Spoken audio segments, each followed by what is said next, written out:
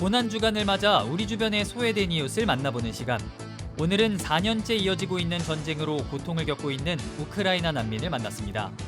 러시아 우크라이나 전쟁과 더불어 미국과 이란 전쟁으로 약자들이 희생되는 현실을 돌아보고 평화를 위한 기도의 중요성을 생각해봅니다. 군경과 극우단체의 토벌작전 속에 수만 명의 제주도민이 희생된 제주 4.3 78주년을 맞아 추모기도회가 열렸습니다. 제주 4.3의 아픈 역사를 마주하며 정의로운 해결과 치유를 위해 기도했습니다. 남북분단 상황에서 국가보안법이 필요하다고 여기는 이도 있지만 사상의 자유를 법으로 통제하는 과정에서 억울한 피해자도 생겨나는 것이 현실입니다. 한국교회 인권센터가 사순절을 맞아 주최한 국가보안법 피해자들을 위한 목요기도회 현장을 취재했습니다. 시청자 여러분 안녕하십니까? CBS 뉴스입니다. 예수 그리스도의 십자가 고난과 부활을 묵상하는 고난주간을 맞아 CBS는 우리 주변의 소외된 이웃을 찾아가고 있습니다. 러시아의 침공으로 시작된 우크라이나 전쟁은 어느덧 4년째 이어지고 있고 최근에는 이란 전쟁의 여파가 국제사회를 흔들고 있습니다. 전쟁을 피해 한국으로 온 이들은 지금 어떻게 지내고 있을까요? 장세인 기자가 보도합니다. 경기도 안산의 한 상가 건물. 우크라이나에서 온 아이들을 위한 한국어 수업이 한창입니다. 오늘 달고나 만들기 1번 할 시간이에요, 여러분들. 모르는 단어 있었던 사람? 어떤 거요? 실습. 2022년 러시아의 침공으로 전쟁이 시작되자 다리나의 가족은 폭격을 피해 한국행 비행기에 몸을 실었습니다. 6살이던 다리나는 어느덧 초등학교 5학년. 이제는 한국인 친구들과 어울릴 만큼 한국말이 부쩍 늘었습니다. 우크라이나에서 전쟁이 나서 바로 한국에 와서 6살 때 왔어요. 사모님이랑 수업하는 게 평소에 친구들이랑 많이 놀고 이야기해요. 유엔 난민기구에 따르면 우크라이나 전쟁 이후 약 600만 명이 국경을 넘어 피난길에 올랐습니다. 우크라이나에서 고려인 사역을 하던 김종홍 선교사는 전쟁이 시작되자 이들이 한국으로 피신할 수 있도록 비행기표와 거처를 마련했습니다. 공항에서 차를 몰고 이렇게 오는데 아이가 그러는 거예요. 아빠 여기는 이제는 안 숨어도 괜찮아? 뭔가 쿵 하는 소리가 나기 시작하거나 이제 사이렌 소리가 나면은 빨리 숨어야 되는데 이제 아이가 이제 그게 이제 두렵고 익숙해졌던 상황에서 여기는 괜찮아라고 이제 물어본 거예요. 하지만 전쟁이 길어지면서 관심과 지원은 줄어들고 있습니다. 한국에서의 체류도 길어지고 있지만 이들의 정착을 돕는 제도적 지원은 여전히 부족합니다. 국적이 없는 경우도 적지 않고 언어 장벽으로 인해 아예 학업을 포기하는 아이들도 많아 김종홍 선교사는 이들을 위해 직접 한글 학교를 운영하며 복음을 전하고 있습니다.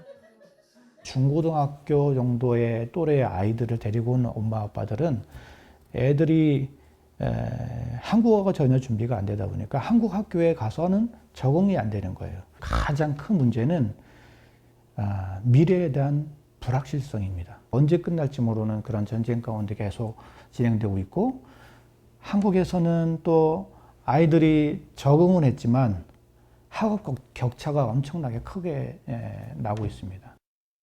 최근에는 미국과 이스라엘의 이란 공습으로 전쟁의 그림자는 더욱 확산되고 있습니다. 지난 한 달 동안 중동 지역에서는 340여 명의 어린이가 목숨을 잃는 등 민간인 피해도 계속 늘고 있습니다. 트럼프 미국 대통령은 최근 대국민 연설에서 향후 2, 3주 동안 이란을 강하게 타격하겠다는 입장을 밝혔습니다. 그 어떤 명분도 생명보다 앞설 순 없습니다. 우크라이나와 러시아, 미국, 이스라엘과 이란 간 전쟁으로 가장 약한 이들이 희생되고 있다는 점을 기억하고 평화를 위한 기도가 모아져야 할 때입니다. CBS 뉴스 장세인입니다. 오늘은 제주 4.3 78주년이 되는 날입니다. 제주 4.3은 군경과 극우단체의 토벌작전 속에 수만 명의 제주도민이 목숨을 잃은 한국 현대사의 대표적인 국가폭력 사건인데요. 한국교회가 제주 4.3의 아픈 역사를 마주하며 정의로운 해결과 치유를 위한 기도회를 열었습니다. 오요셉 기자입니다. 성금요일의 십자가를 기억하는 날, 한국교회는 제주 4.3의 고통을 외면하지 않고 정의와 치유의 길에 동참하겠다고 다짐했습니다. 한국기독교교회협의회와 한국교회 인권센터, 한국기독청년협의회는 개신교 추모 기도회를 열고 국가폭력 앞에서 쓰러져간 이들을 기억하며 애도했습니다. 주님, 총성과 불길 속에서 가족을 잃고도 울음조차 삼켜야 했던 사람들을 기억합니다. 말하는 것마저 두려워해야 했던 세월을 기억합니다. 제주 4.3의 역사가 바르게 기억되게 하시고 희생자들의 명예가 온전히 회복되게 하시며 남겨진 상처를 외면하지 않는 사회로 이끌어 주십시오. 제주에서 목회를 하고 있는 윤태현 목사는 4.3은 제주도민의 일상과 기억, 관계 곳곳에 여전히 남아있는 현재형의 사건이라며 그 책임 앞에 교회 역시 자유롭지 못하다고 지적했습니다. 제가 제주에서 목회한다는 것은 그래서 제주의 4.3을 알아가는 과정이었고 애써 기억하는 과정이었고 보다 여럿에게 알리는 과정이었습니다. 아니 그보다 앞서 제주 사람들에게 깊은 상처를 안겼던 개신교인의 한 사람으로서 깊은 사죄를 하는 일이었습니다. 비단 서북청년단으로 대표되는 사람들만의 이야기가 아닙니다. 설교자로 나선 황인근 목사는 4.3은 단순히 눈물과 한스러운 기억에만 머물러선 안 된다며 그 죽음과 희생은 이 땅의 자유와 민주주의, 평화의 시작이 돼 지금 우리의 삶과도 연결되어 있다고 강조했습니다. 4.3은 한때 있었던 폭동이 아니라 사건이 항쟁이 되었고 또 다른 이름을 기다리며 우리 앞에 나와 있습니다. 우리의 추모와 종교의례는 단순한 위로를 넘어서 그 죽음이 가리키는 참된 사람의 길, 이 사회의 성숙한 발전을 향해 나아가게 됩니다. 그렇게 이 사회가 한 걸음 한 걸음 더 진보할 것이고 안전해질 거고 성숙해질 것을 믿습니다. 기도회 참가자들은 특히 반공의 이름으로 국가폭력에 동조하거나 이를 정당화했던 한국교회의 부끄러운 역사를 고백하며 교회 안의 폭력성과 배제의 죄를 회개했습니다. 한국교회의 이 아픈 역사는 우리가 앞으로 풀어가야 될 우리의 죄이고 우리의 숙제입니다. 우리는 국가폭력의 역사를 다시는 흐리려는 어떤 시도에도 침묵하지 않겠습니다. 또한 우리는 명예회복이 제도 속에서 완성될 때까지 그리고 희생자 한 사람 한 사람의 이름이 온전히 불리어질 때까지 우리 늘 함께하도록 약속합니다. 한편 교회협의회는 최근 이재명 대통령이 제주 4.3의 진실규명과 명예회복, 제도적 과제 해결을 약속한 데 대해 늦었지만 국가가 해야 할 일을 하겠다는 것이라며 환영의 뜻을 밝혔습니다. 이어 한국교회가 제주 4.3 국가폭력의 역사를 끝까지 기억하며 부활의 희망 안에서 정의로운 해결과 온전한 치유를 향해 함께 나아가겠다고 약속했습니다. CBS 뉴스 오요셉입니다. 대한성서공회가 여의도 순복음교회 후원으로 IT의 성경 8,000부를 기증했습니다. 여의도 순복음교회는 지난 2008년부터 미얀마 소수부족과 이란, 튀르키예 등 복음 전파가 쉽지 않은 지역에 성경을 후원해왔습니다. 여의도 순복음교회 이영훈 목사는 성경을 보급하는 일은 주님 오시는 그날까지 가장 중점적으로 이뤄야 할 사명이라고 말했습니다. 카리브해에 위치한 IT는 오랜 기간 정치적 불안과 경제적 어려움 등으로 복음 전파 사역에 어려움을 겪어왔습니다. 유엔 인권이사회와 국제 엠네스티 등 국제사회는 오래전부터 대한민국의 국가보안법 해지를 권고해왔습니다. 남북분단 상황에서 국가보안법이 필요하다고 여기는 이도 있지만 사상의 자유를 법으로 통제하는 과정에서 억울한 피해자도 생겨나는 것이 현실입니다. 한국교회 인권센터가 사순절을 맞아 주최한 국가보안법 피해자들을 위한 모교 기도회를 최창민 기자가 다녀왔습니다. 자총을 내려 두 손 마주 잡고 힘없이 서 있는 녹슨 철조망을 걷어버려요. 자총을 내려 두 손 마주 잡고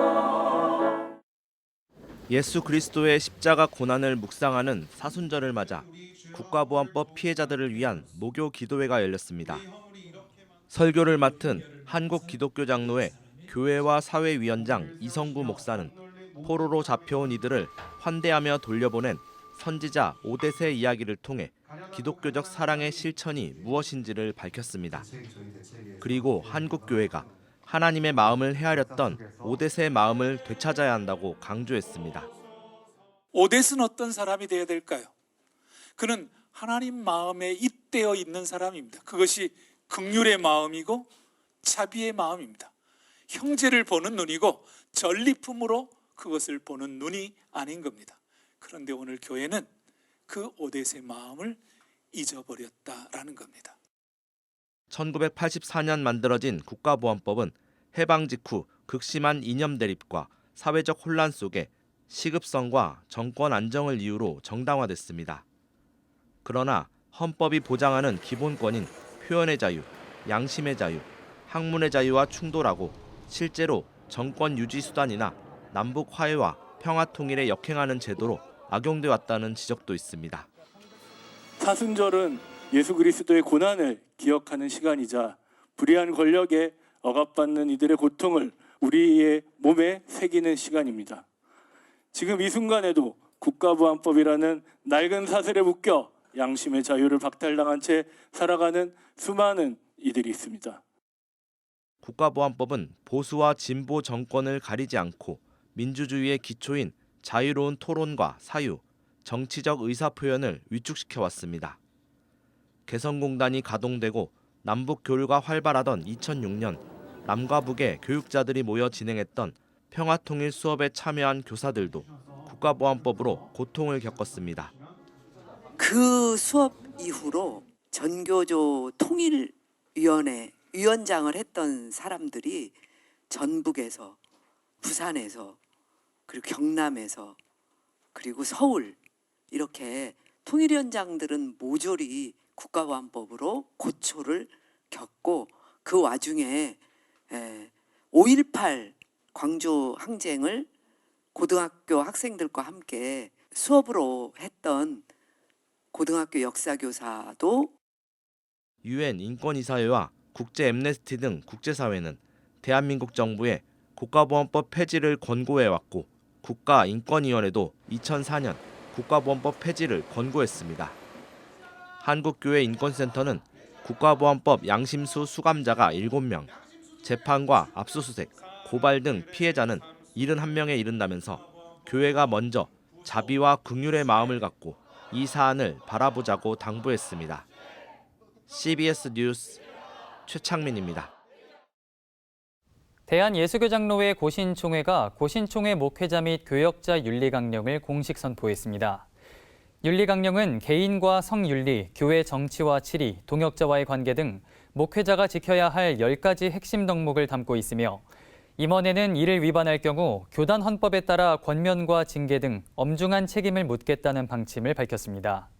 앞서 고신총회는 부산 포도원교회 김문훈 목사의 부교역자 상습 폭언 논란이 확산하자 재발 방지 대책의 일환으로 목회자 윤리강령 제정을 위한 TF팀을 구성했습니다.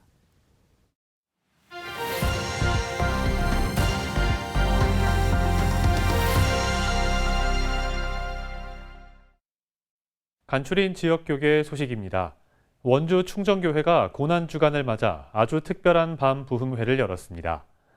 세계 자폐인의 날을 맞아 열린 희망나무 콘서트 소식도 전해드립니다. 원주 충정교회가 고난주간을 맞아 새로운 은혜로 승리하는 삶을 주제로 제55차 아주 특별한 밤 부흥회를 열었습니다. 아주 특별한 밤 부흥회는 다음 세대와 함께합니다. 우리 사랑하는 성도들의 영적 성장과 성숙과 변화의 역사가 있기를 기대하고 있습니다. 한편 충정교회는 6일 동안 이어진 모든 집회에 참여한 다음 세대들에게 장학금을 전달했습니다. 기독교 대한성결교회 역사편찬위원회가 순교자 박봉진 목사 기념사업 봉헌 감사 예배를 드렸습니다. 성결교회의 정체성을 굳건히 세우는 신앙의 중심지가 되며 한국교회와 지역사회에 선한 영향력을 흘려보내는 이번에 개관한 기념관은 일제시대 신앙을 지키다 순교한 철원성결교회 박봉진 목사의 신앙을 돌아보는 추모 공간으로 설계됐습니다. 사단법인 한국자폐인사랑협회 강릉지부가 세계 자폐인의 날을 맞아 희망나무 콘서트를 개최했습니다. 우리 지역사회에 또 장애 장벽을 넘어서 포용하고 동행하는 그런 축제장을 열기 위해서 우리가 한 공동체로 인식하고 이제 우리가 먼저 비장애인들이 장애인에게 마음을 열고 다가가는 계기가 되었으면 좋겠습니다. 이날 콘서트엔 가수 장혜리 집사와 클래식, 오페라 등 다양한 분야의 연주자들이 출연했습니다. 예장통합 순서노회가 지난 2월 시작한 40일 전도 프로젝트를 마무리했습니다. 이 전도 훈련을 받은 교회를 중심으로 해서 품앗이 전도를 지역 구성해서 지역 전도를 활성화하려고 합니다. 순서노회는 6차에 걸친 전도 학교를 통해 총 100여 명이 전도 훈련을 받았다고 밝혔습니다.